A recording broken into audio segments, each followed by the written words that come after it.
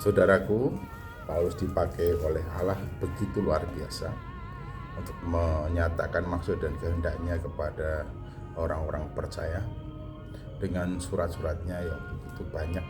Ini artinya Paulus sangat produktif untuk memberikan pengajaran, menyatakan Injil Tuhan, dan memberikan nasihat, memberikan masukan-masukan, mengarahkan jemaat-jemaat melalui surat-surat yang dituliskannya. Nah, karena begitu banyak surat yang dituliskannya, sampai ada tuduhan-tuduhan bahwa sesungguhnya Paulus itu orang yang penakut, tidak berani berhadapan muka. Ya, atau juga mungkin bahkan ada orang yang menyebutnya pengecut, beraninya tulis-tulis surat, beraninya melalui kiriman surat tapi tidak berani tatap muka.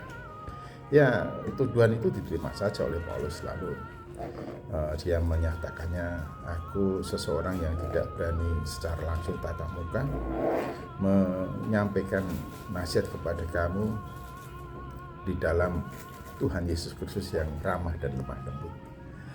Ini maksud Paulus adalah, kalau aku menulis surat dan menyatakan surat-surat yang begitu keras dengan peringatan dan teguran-teguran, tapi jangan melihat aku yang pengecut ini, mungkin begitu maksudnya, atau jangan melihat aku yang takut berhadapan muka, tapi lihatlah Tuhan Yesus.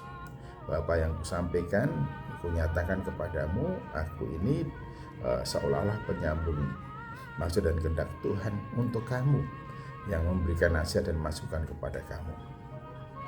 Dan kebanyakan orang-orang yang menuduhnya secara demikian itu adalah orang-orang yang membanggakan diri atas raihan-raihan duniawi yang dicapainya, posisi, kekayaan, usaha, sukses, dan seterusnya.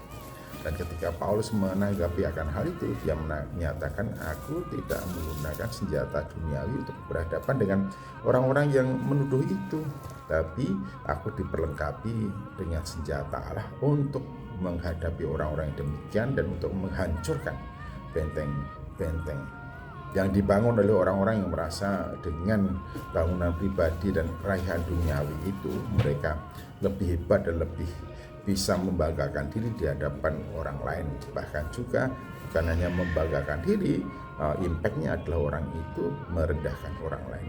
Dianggap orang lain tidak lebih bermutu, tidak lebih berkualitas daripada dirinya sendiri, karena orang-orang itu tidak ada cukup uang, tidak ada cukup posisi kedudukan, tidak ada cukup ketenaran dan popularitas, dan merasa bahwa orang-orang demikian itu orang-orang yang kurang bernilai dan pengaruhnya tidak meluas kepada orang-orang di sekitarnya. Nah, ketika Paulus berhadapan dengan orang yang demikian itu, dia mengatakan, aku tidak menghadapi orang-orang itu dengan senjata duniawi, sebab perjuanganku bukanlah untuk memperoleh raihan-raihan duniawi sebagaimana yang mereka banggakan. Kebanggaan Paulus adalah ketika ia secara penuh hidup total dipakai oleh Allah di dalam Kristus untuk menyatakan maksud dan kehendaknya, agar semakin banyak orang yang mengenal Tuhan Yesus Kristus. Dan orang-orang yang membanggakan diri itu, usaha upaya yang mereka lakukan pada dasarnya adalah berusaha untuk menjauhkan orang-orang dari pengenalan yang benar akan Allah. Karena itu Paulus sangat menentang akan hal itu, dan dengan usaha dan pergerakan yang dia lakukan, yang Paulus lakukan, Paulus menyatakan bahwa syukur kepada Allah di dalam Kristus, yang di dalam Kristus bahwa kami dibawa ke jalan kemenangannya. Kemenangan dalam hal apa? Melaluinya semakin banyak orang yang mengenal Kristus secara benar. Melaluinya orang-orang melihat bagaimana praktek hidup orang-orang yang ada di dalam Kristus. Jadi itu lebih penting daripada kebanggaan duniawi, raihan-raihan duniawi seperti halnya kekayaan, kesuksesan, popularitas, ataupun juga posisi dan kedudukan. Karena itu Paulus menegaskan, aku tidak menghadapi mereka dengan senjata-senjata duniawi, tapi aku telah diperlengkapi dengan senjata Allah untuk menghancurkan benteng-benteng dunia, atau benteng-benteng yang dibangun oleh orang-orang untuk dari dunia ini untuk dirinya dan untuk membanggakan diri. Nah, dunia dengan segala keinginan akan lenyap, Yohanes mengatakan itu. Tetapi siapakah orang yang akan tetap hidup untuk selama-lamanya? Yaitu setiap orang yang melakukan kehendak Bapa di surga.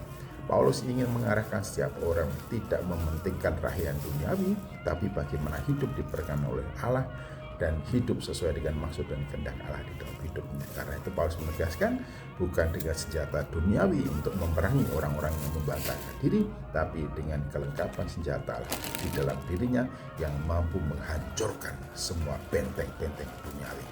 Tuhan Yesus Kristus memberkati.